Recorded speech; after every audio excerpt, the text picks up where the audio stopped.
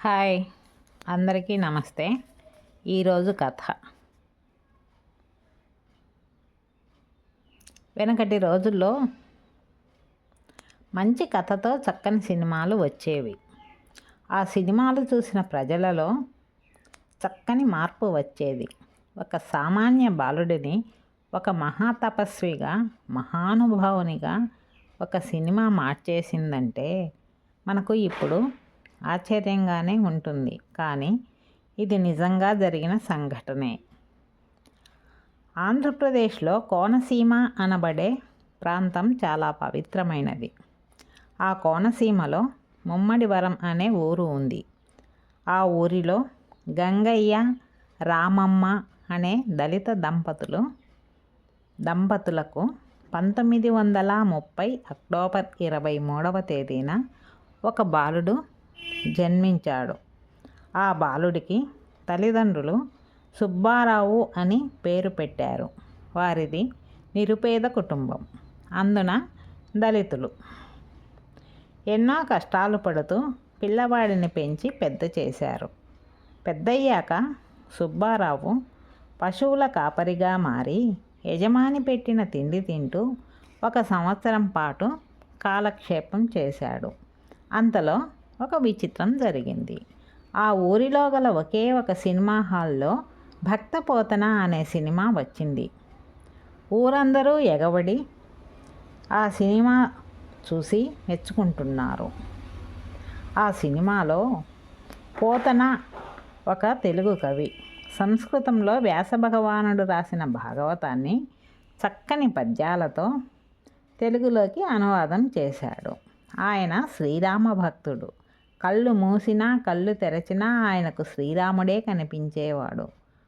ఒకనాడు పోతన గోదావరి నదిలో స్నానం చేసి ధ్యానం చేసుకుంటున్నప్పుడు అతనికి శ్రీరాముడు దర్శనమిచ్చాడు. భాగవతాన్ని తెలుగులోకి మార్చమని ఆనతినిచ్చాడు.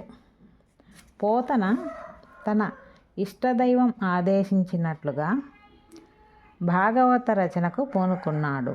కొన్ని సందర్భాల్లో సంస్కృత శ్లోకాలను తెలుగు పద్యాలలోకి మార్చటానికి వీలు పడక పోతన గారు మదనపడేవారు. అలాంటి సమయాల్లో శ్రీరామచంద్రుడే స్వయంగా మానవ రూపంలో దిగివచ్చి చక్కని పద్యాలలో ఆయా భాగాలను అనువాదం చేశాడు. ఆ దేశపు రాజు పోతన గారిని తెలుగు భాగవతాన్ని తనకు అంకితంగా రచించమని, కావలసినంత ధనం ఇస్తానని బలవంతం చేశాడు. కానీ పోతన ఒప్పుకోలేదు. ఈ రాజులందరూ ఇవాళ ఉండి రేపు పోయేవారే. నేను నమ్ముకున్న శ్రీరామచంద్రుడు రాజులకు రాజు, నారాయణుని అవతారం. అలాంటి మహానుభావుని జీవితగాథను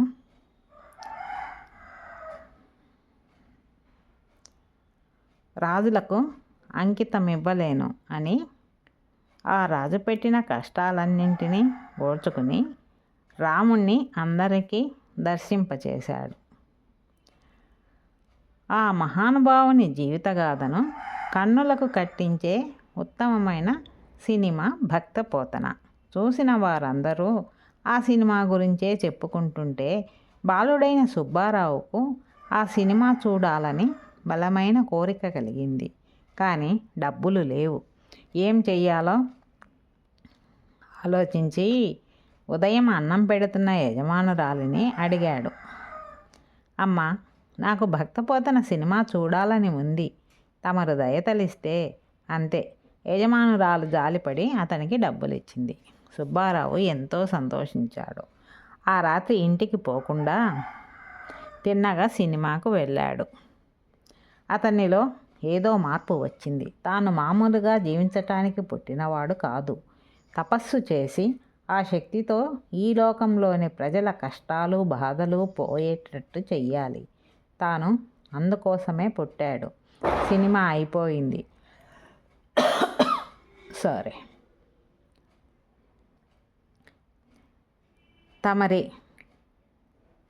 తమ వారి ఇల్లు ఊరికి దూరంగా తోటల్లో ఉంటాయి. అతడు ఆ తోటల్లో ఒక కొబ్బరి చెట్టు కింద కూర్చుండిపోయాడు. అది మొదలు 40 సంవత్సరాల పాటు ఏ విధమైన ఆహారము తీసుకోకుండా తపస్సు చేశాడు. ఆ తపస్సు యొక్క శక్తితో అతనిలో ఒక దివ్యమైన వెలుగు ప్రవేశించింది. ఊరి వారందరూ అతని పట్ల గౌరవంతో ఒక మందిరం నిర్మించారు.